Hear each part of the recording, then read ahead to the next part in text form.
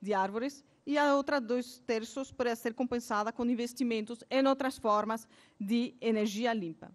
Como podem ver, já se observam medidas embrionárias de sistema tipo cap and trade que poderia existir no nosso país. Para concluir, a mudança climática realmente é um problema global que só poderá ser enfrentado se a comunidade internacional como um todo tomar ações significativas e rapidamente.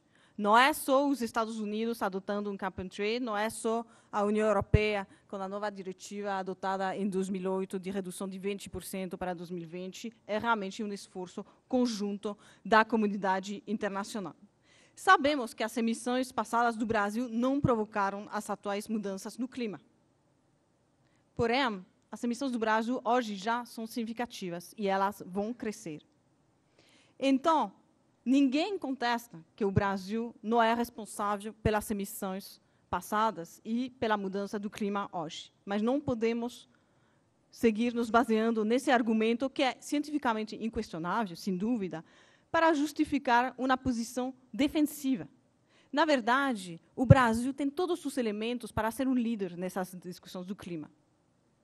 A nossa matriz energética fala por ela sozinha. Poderíamos ser uma economia de baixo carbono. Podemos assumir leadership nessas negociações.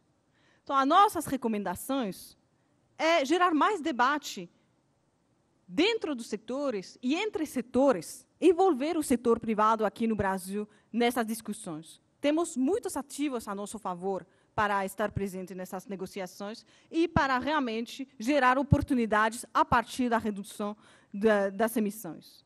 Devemos elaborar estudos para identificar as melhores opções para reduzir as emissões no Brasil com uma melhor relação custo-benefício. Devemos também participar mais ativamente como setor empresarial nas negociações do clima. Debate aqui no Brasil, mas também participação ativa. O presidente da Única estava a semana passada no World Business Summit, em Copenhague, onde o setor empresarial se encontrou justamente para fazer propostas para Copenhague. É fundamental participar dessas discussões. E, finalmente, já tem políticas públicas já definidas e as vantagens comparativas do nosso país vão nos permitir assumir uma liderança nessas discussões com posicionamentos inovadores. Para isso, temos que ser proativos e repensar um pouquinho a nossa atuação atual nas negociações e ser realmente o fator da mudança, o fator proativo para assumir essa liderança mundial na redução das emissões do clima. Obrigada.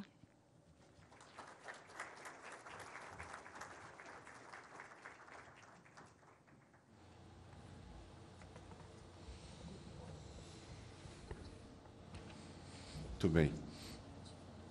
Bom, eu queria, mais uma vez, agradecer aos três palestrantes.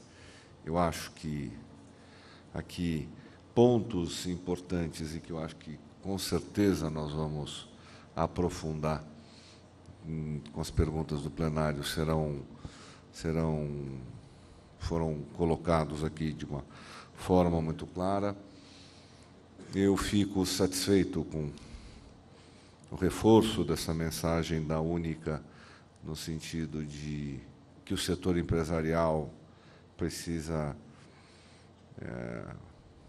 mais do que nunca, entender que essa é uma discussão que diz respeito a nós e que nós precisamos construir políticas muito claras para isso. E acho fundamental o que foi colocado aqui sobre as outras possibilidades em termos de mercado para que o Brasil possa precificar e colocar no mercado as suas tecnologias. Muito bem. Eu vou começar por essa que já tinha chegado e eu vou passar lá para o Marco, porque a pergunta é de um caro amigo e de uma pessoa com certeza conhecida de todos vocês, que nos honra com sua presença, que é o Paulo Sotero, que é diretor do capítulo brasileiro do Woodrow Wilson Center e que desafio aqui uma pessoa nessa plateia que nunca tenha lido um artigo dele no jornal O Estado de São Paulo, como correspondente em Washington por tantos anos. A pergunta para a mesa, mas, enfim, eu peço ao Marco que comece a respondê-la, é a seguinte: uma crítica que se ouve em Brasília ao desenvolvimento do mercado de carbono é que a enorme quantidade de créditos criados deprimiria o preço, o que neutralizaria qualquer efeito positivo. A crítica é procedente? A gente tem que entender o mercado de carbono de duas metades, né? Se eu entender pelo mercado regulado, na verdade, eu não acho que existe uma sobreposição de créditos, até porque as metas estabelecidas por Kyoto, que são 5,2% do total que se emitia em 1990, são absolutamente ridículas. Quer dizer, então, não existe a possibilidade de inundar o mercado com créditos a partir de metas tão irrisórias de redução de emissão.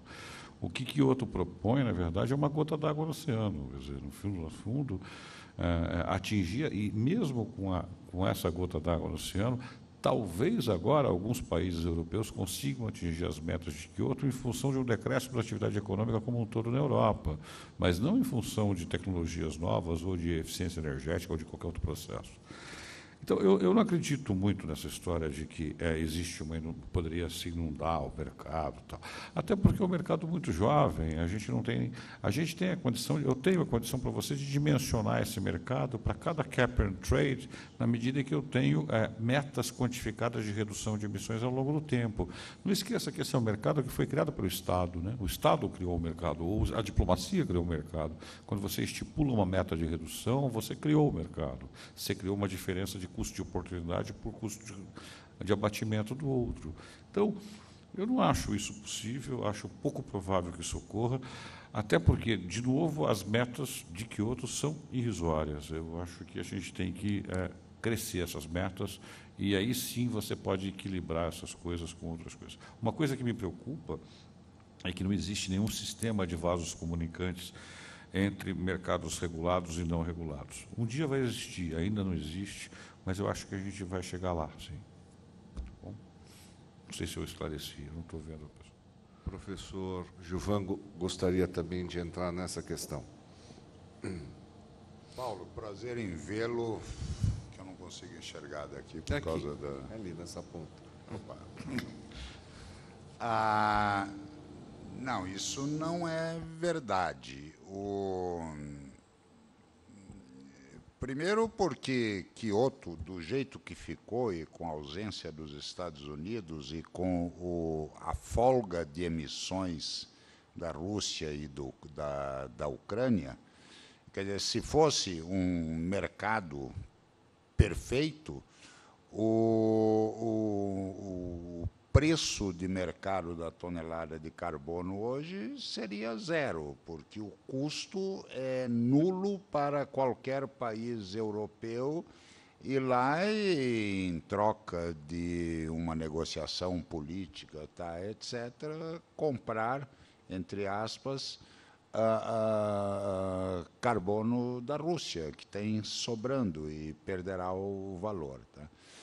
Então, de fato, o preço da tonelada de CO2 no mercado de carbono hoje é ditado principalmente pela Europa, muito mais do que pelo Japão, porque a Europa tem o sistema de ETS, e quando o regulador europeu coloca mais na praça ou no mercado mais permissões de emissão, o preço cai e, junto com ele, vem o MDL e vice-versa. Quer dizer, em termos teóricos, e eu lembro de sua experiência, o Paulo estava em Kyoto quando se discutia essa história de montar o MDL. A única forma lógica de resolver essa questão é se e quando houver um sistema de mercado mundial, tipo ETS europeu, e a negociação diplomática se encarregar legislar ou dispor sobre a alocação inicial de permissões de emissões para cada país individual e houver um mercado mais perfeito. No sistema atual, não há, eu concordo com o Marco Fujihara, não há a menor possibilidade de a oferta de créditos de carbono do MDL afetar o preço do carbono no mercado. Obrigado.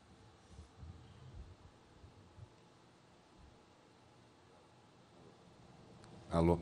Geraldine, talvez eu comece solicitando a você que enfrente essa daqui. É do Fernando Ring. Com tantas mudanças de governos nos países participantes de tratados climáticos, como evitar o Pledge and Review?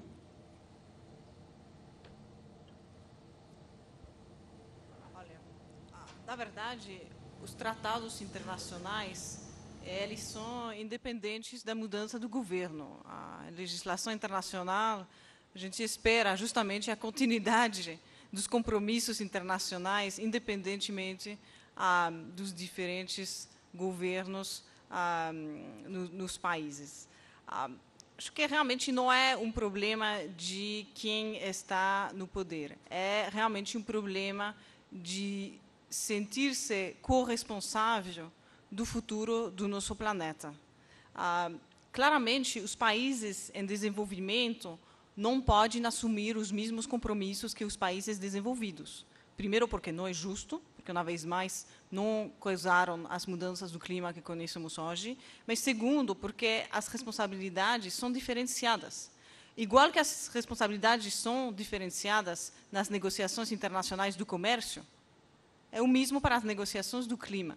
Mas isso não quer dizer que os países que não são do anexo 1 não devem assumir certo grau de responsabilidades. A partir do momento em que a comunidade internacional está convencida como um todo que cada país faz a diferença para o futuro do nosso planeta, eu acho que não vamos ter problemas em elaborar políticas de redução de emissões nos países que são adaptadas a cada um dos países, ao grau de desenvolvimento, aos recursos disponíveis nesses países para se adaptar.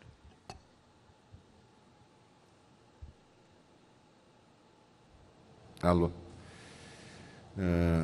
Marco, o Luiz Amaral, da Única, formula a seguinte questão, e eu vou emendar com uma questão, bom, essa daqui não está identificada, mas eu vou aceitar assim mesmo.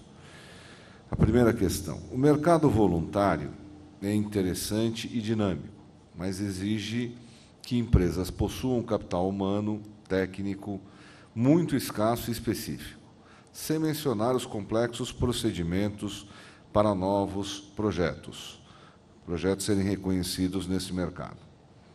É possível simplificar e democratizar este acesso? Um cap and trade não reduziria os custos de transação, democratizando o acesso a esse mercado para os não especialistas? E ele coloca uma segunda pergunta: o que os negociadores do regime internacional do clima podem aprender da experiência dos mercados voluntários? Bom, vamos lá. Mercado voluntário e custo de transação. Quer dizer, vamos pensar o seguinte, quer dizer, custos de transação no mercado de carbono podem ser de 0 a 1 milhão. Né? E cada dia que passa, os custos de transação, tanto no mercado regulado quanto no mercado não regulado, tendendo a ser zero, porque eles partem de um pressuposto mais simples. Eu não estou fazendo uma operação de back-to-back business, eu não estou fazendo uma operação de compra e venda. Eu estou incorporando a questão do mercado voluntário ou a questão do mercado regulado ao Project Finance. E dentro de um Project Finance, esse custo de transação pode vir a se tornar zero,